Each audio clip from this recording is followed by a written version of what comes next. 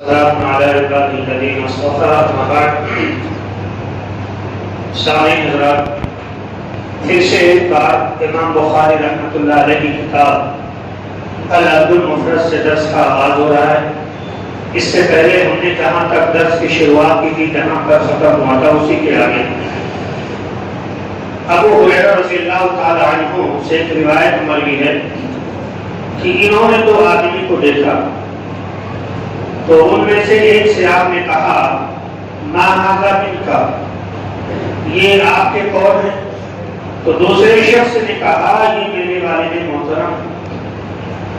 سیدنا ابو ہریرہ رضی اللہ تعالی عنہ نے ایسے موقع پر کچھ نصیحت فرمائی اس بندے کو جس نے کہا کہ یہ میرے والد محترم. آپ نے کہا لا تسمہ باسمہ، اپنے والد کو یا اپنی والدہ کو نام سے مت پکارا کرو. مسئلہ یہاں کہ زمانے جاہلیت میں کچھ لوگ اپنے والدین کو نام سے پکار لیا کرتے تھے. جس طرح سے دوست احباب ایک دوسرے کو نام سے پکار لیتے ہیں تو ناموں کے ذریعے سے بلا لیا کرتے تھے. تو شریعت اسلامیہ نے اس کو بے ادبی شمار کیا کہ کوئی بچہ اپنے ماں باپ کو نام سے پکارے، اور زمانے جاہلیت میں بھی اس کو بے مروت شمار کیا جاتا تھا جو شخص اپنے والدین کو ان کے نام سے پکارے. اسلام نے بھی اس کو بد اخلاقی میں شمار کیا ہے، اور موجودہ دور میں بھی اگر کوئی لڑکا یا بچی اپنے والدین کو نام سے پکارتا ہے تو ہر شخص اس کو معیوب ہی سمجھتا ہے. لہذا شریعت کے اعتبار سے بھی، عقل کے اعتبار سے بھی، موجودہ معاشرے کے حساب سے بھی یہ بات ہمارے سامنے آتی ہے کہ والدین کو ان کے ناموں سے نہ پکارا جائے، بلکہ محبت بھرے انداز میں جیسے امی جان، ابو جان، والدہ، والد گرامی، اس طرح سے جو ادب الفاظ ہیں ان الفاظ کے ذریعے سے آپ اپنے نام کو، اپنے والدین کو پکارا کریں. دوسری نصیحت ابو ہریرہ رضی اللہ تعالی عنہ نے اس بندے کو یہ کی ولا تمشی امامہ، تم اپنے والدین کے سامنے مت چلو، اپنے والدین سے آگے مت چلو. یہ ادب ہے. اسلام جو ہے چھوٹی چھوٹی چیزوں پر رہنمائی کرتا ہے، اور اسلام کے جو محاسن ہیں، اسلام کی جو چھوٹی چھوٹی خوبیاں ہیں نا، یہود و نصارہ، مشرکین، کفار ان چھوٹی چھوٹی چیزوں کو دیکھ کر بڑا متاثر ہو جایا کرتے ہیں. نصیحت کی کہ ولا تمشی امامہ، اپنے والدین کے آگے مت چلو. سمجھ لیں آپ ساتھ میں چل رہے ہیں، آپ کے والدین ہیں، آپ کے والد ہیں، آپ کے اپنی جان آپ کے ساتھ میں ہیں، تو جلدی جلدی ان کے آگے مت چلو. البتہ اگر وہ اجازت دے رہے ہیں تب بھی آپ کے اندر تھوڑا یہ غیرت ہونی چاہیے، ہمارے ماں ہیں، ہمارے باپ ہیں، ساتھ میں کیسے چلوں. ایک شریف انسان کو یہ زیب نہیں دیتا کہ اپنے والدین سے آگے وہ چلے. اسی میں یہ چیز بھی شمار کر لیں کہ جب آپ گاڑی میں سفر کر رہے ہوتے ہیں تو جو سامنے کی سیٹ ہے نا، آپ کا اخلاق یہی کہتا ہے کہ اس سیٹ پر آپ اپنے والدین کو بیٹھا. باپ ہیں تو ان کو بیٹھا دیں، والدین ہیں تو ان کو بیٹھا دیں. سمجھ، لیکن اپنے والدین سے آگے بڑھنے کی یا ان سے آگے چلنے کی، ان سے آگے بیٹھنے کی آپ کوشش نہ کریں. یہ شرافت کے اور ادب کے خلاف ہے. وَلَا تَجْلِسْ قَبْلَ، اور اگر کسی ایسے مجلس میں ہیں جہاں پہ آپ کے والدین بھی ہیں اور آپ بھی ہیں تو ایسی صورت میں وہاں پر آپ ان سے پہلے نہ بیٹھا کریں. تو یہ تین نصیحتیں تھیں جو ابو ہریرہ رضی اللہ تعالیٰ عنہ نے اس آدمی کو کیا کہ اپنے باپ کو، اپنی ماں کو ان کے ناموں سے نہ پکارو، اور ان کے آگے نہ چلا کرو، اور نہ ہی ان سے پہلے بیٹھا کرو. ایک حدیث ہے، امام بخاری رحمۃ اللہ علیہ نے اسی کتاب میں وارد کیا. حدیث بڑی مشہور ہے.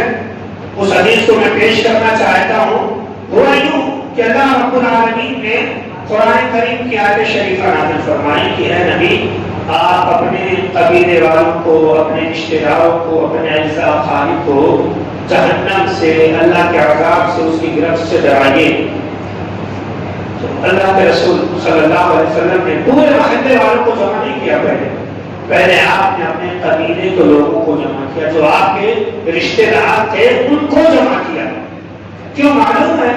کیونکہ انسان کے حسن سلوک کا، انسان کے کیا بولتے ہیں اجزا خارج جو ہوتے ہیں سب سے زیادہ یہ آپ کے جو حسن سلوک کے محتاج ہوتے ہیں کہ سب سے پہلے آپ ان کے ساتھ جو ہے اچھا برتاؤ کریں، اچھا سلوک کریں اور ان کو جو ہے سب سے پہلے دعوت و تبلیغ میں اسلام کی جانب ان کو بلائیں۔ لیکن آج معاشرہ اس کے الٹ ہو گیا ہے، لوگ اپنا اور اپنے گھر کو چھوڑ کر کے دور دراز جاتے ہیں دعوت و تبلیغ کرنے کے لیے۔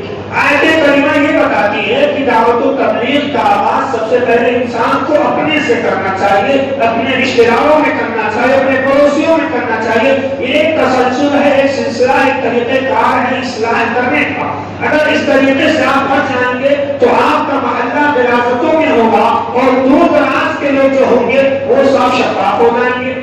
آپ کو جہاں پر رہنا ہے وہ جگہ صاف ستھری نہیں ہے، آپ دوسرے جگہوں پر جا کر کے محنت کر رہے ہیں، تو شریعت اسلامیہ نے یہ ذمہ داری عائد کی ہے کہ ہر فرد، ہر شخص پہلے اپنے محلے کو صاف ستھرا کرے، اپنے محلے کو جو توحید کا مرکز بنائے، اسلامی مرکز بنائے۔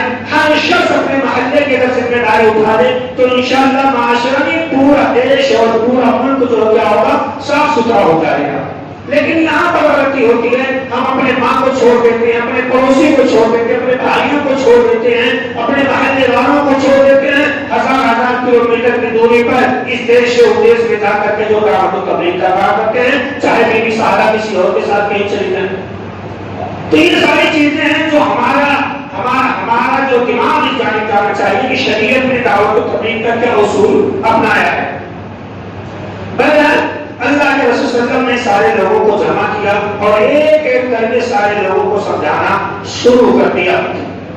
ایک چیز غور کرنے والی یہ ہے کہ اس مجمع میں اللہ کے نبی صلی اللہ علیہ وسلم نے اپنی بیٹی، جو لاڈلی بیٹی، آپ کی سب سے پیاری بیٹی فاطمہ کی، ان کو بھی آپ نے خطاب کیا کہ میری بیٹی آپ اپنے آپ کو جہنم سے بچا لو۔ نبی کا مقام کتنا اونچا ہے، جو نبی کی بات نہ مانے اس کے جہنم میں جانے میں کوئی شک ہی نہیں ہے۔ اتنا اونچا اللہ نے مقام دے دیا۔ آپ ہی ملک کے امام ہیں، آپ ہی پرائم منسٹر ہیں، آپ ہی سی ایم ہیں، سب کچھ آپ ہی۔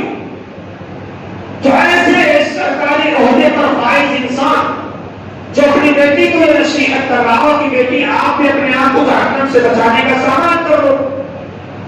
مجھے اللہ نے کتنا اونچا مقام دیا تم بھی جانتی ہو، لیکن اس مقام اور رتبے کے باوجود بھی میں تمہیں اللہ کے عذاب سے نہیں بچا سکتا۔ تو نبی کریم صلی اللہ علیہ وسلم کا یہ جو جملہ ہے بیٹی کو نصیحت کرنے کا، خود آپ اتنے بڑے عہدے پر اس کے باوجود نصیحت کہہ رہے جہنم سے بچنے کا، یہ جو جملہ ہے، یہ جو ٹکڑا ہمیں کیا پیغام دیتا ہے؟ یہ ٹکڑا ہمیں پیغام یہ دیتا ہے کہ شریعت اسلامیہ میں رشتہ داری اور قرابت داری کا کوئی مقام نہیں ہے اللہ کے ہاں۔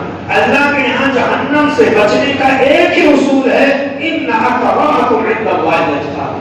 انسان اگر مومن ہوگا، تقوی شعار ہوگا، متقی ہوگا، پرہیزگار ہوگا، ایمان والا ہوگا، مومن ہوگا، تب وہ اللہ کے عذاب سے بچ سکتا ہے۔ اگر فاطمہ یہ سوچ رہے کہ میرا باپ تو نبی ہے، اللہ نے سب سے بڑا عہدہ دے رکھا ہے، مجھے کیا ضرورت ہے؟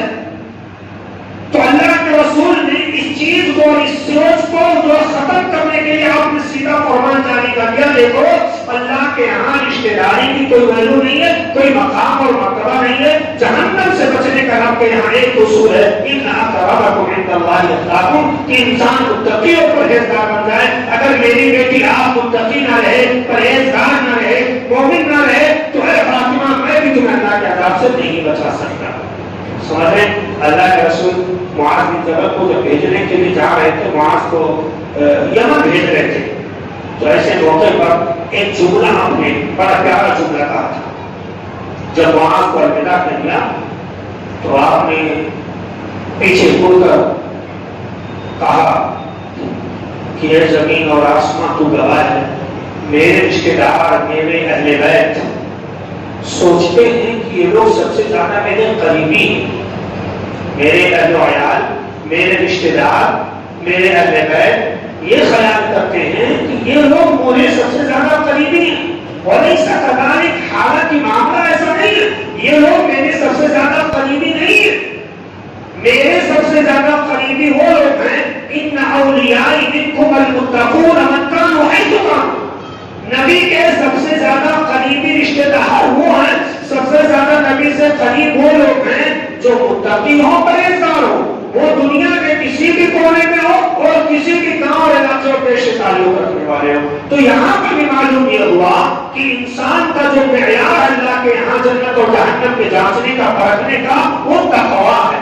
نبی نے بھی یہ کام کر دی ہے اور اللہ رب العالمین نے خود یہ بات کر دی ہے. لہٰذا ہمیں اور آپ کو اپنے ایمان کا جائزہ لینا چاہیے اور شریعت کو بیچنے والوں کی باتوں میں نہیں آنا چاہیے کہ فلاں صاحب اللہ کے عذاب سے ہمیں بچا لیں گے, فلاں صاحب کا مقام اتنا اونچا ہے تو ہمیں نیک عمل کی ضرورت ہی نہیں. یہ سب حوصلے بازیاں ہیں, یہ سب دھوکہ ہیں, یہ سب آپ کو نہ سیدھا جہنم کا ایندھن بنانے والے لوگ ہیں. ان کی باتوں میں ہرگز نہ آئیے. نبی نے کہہ دیا اللہ کے یہاں صرف تقویٰ ہے, اللہ نے کہہ دیا میرے یہاں تقویٰ کی بنیاد پر فیصلہ ہونا ہے. لہٰذا آپ یہ عزم کر لیں کہ اس کے علاوہ اگر کوئی اور آپ کو لالیپاپ دے رہا, کوئی ٹانی کو ٹیبلٹ دے رہا, تو اس کو بالکل ہضم مت کریے, کیونکہ وہ ساری کی ساری باتیں نبی کے فرمان کے خلاف ہے, اللہ کے فرمان کے خلاف. سامنے آخری بات یہ ہے کہ موجودہ زمانے میں جس وقت کی آیت کریمہ نازل ہوئی کہ اے نبی لوگوں کو آپ جہنم سے ڈرائیں, جنت کے قریب بلائیں,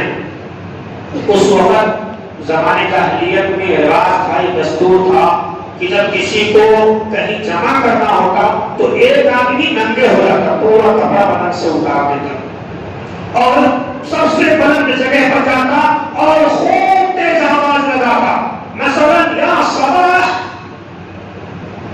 یہ پکار ہوتی یعنی سب لوگ آ جاؤ جلدی سے, بڑا اہم معاملہ ہے.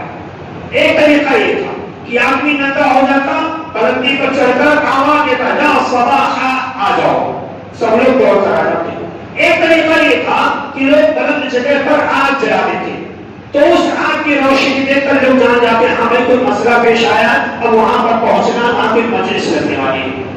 لیکن اللہ تبارک و تعالیٰ نے جب یہ پیغام حاصل کیا نا کہ اے نبی آپ اپنے قرابت داروں کو ڈرائیں, تو اللہ کے رسول نے ان دونوں طریقوں کو اختیار نہیں کیا. آپ پہاڑ کی بلندی پر گئے لیکن آپ ننگے نہیں ہوئے نعوذ باللہ, اور نہ ہی آپ نے جو ہے آگ جلایا لوگوں کو اکٹھا کرنے کے لیے. کیوں معلوم ہے؟ کیونکہ وہ دونوں طریقے شریعت کے خلاف تھے. بس آپ وہاں پر جمع ہوئے, آپ نے آواز دی کہ ہمارے قبیلے والوں یہاں پر جمع ہو جاؤ, آپ کے قبیلے والے وہاں پر جمع ہو گئے. معلوم یہ ہوا, اہم نقطہ جو معلوم ہوا وہ یہ ہے کہ انسان اگر دعوت و تبلیغ کا کام کر رہا ہے, کوئی شرعی کام کر رہا ہے, تو انہی اصولوں کے مطابق کرنا پڑے گا جن اصولوں کو اللہ اور اس کے رسول نے متعین کر دیا ہے. چاہے زمانہ اس کے الٹ کر رہا ہو, پوری دنیا پر نظر سے کوئی کام کر رہی ہو, تو پوری دنیا کا اعتبار کر کے کوئی کام شریعت میں نہیں کیا جائے گا. جیسا کہ اللہ کے رسول نے یہاں پر دنیا کا اعتبار نہیں کیا, بلکہ رب نے جیسا حکم دیا تھا نبی نے ویسا ہی کیا اور ویسے ہی لوگوں کو اکٹھا کیا. آج معاشرے کے بڑا بلند مسئلہ چل رہا ہے, لوگ معاشرے کو دیکھ کر کے کام کرتے ہیں, شریعت اس کی مخالفت کرتی ہے. معاشرے کو دیکھ کر تمہیں نہیں کام کرنا ہے, بلکہ اسلام کو دیکھ کر کے تمہیں کام کرنا ہے. اللہ رب العالمین سے دعا کرتے ہیں مولا کریم ہم تمام مسلمانوں کو نبی کریم صلی اللہ علیہ وسلم کے اصول کو اپنانے کی توفیق عطا فرما. آمین. وعلی نبی البلاغ المبین. والسلام علیکم ورحمۃ اللہ وبرکاتہ.